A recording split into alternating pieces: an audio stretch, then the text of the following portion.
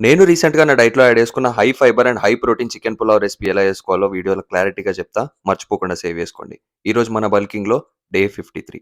పొద్దున్నే లేవగానే first thing నా బాడీ వెయిట్ చెక్ చేసుకున్న తర్వాత 79.5 కేజీస్ వచ్చింది. దాని తర్వాత కాసేపు పోజింగ్ ప్రాక్టీస్ చేసి బాడీ కండిషనింగ్ కూడా చెక్ చేసుకున్నా. అది అయిపోగానే బ్రేక్‌ఫాస్ట్ కంప్లీట్ చేసుకొని జిమ్‌కెళ్ళినా. ఈరోజు మనది ఆర్మ్ డే. నా ఆర్మ్స్ లెంత్ ఎక్కువ ఉండడం వల్ల ప్రతి పోజ్‌లో చాలా చిన్నగా కనిపిస్తున్నాయి. అందుకే ఈ గెయినింగ్ సీరీస్‌లో చాలా వరకు దాని మీదనే ఫోకస్ చేస్తున్నా.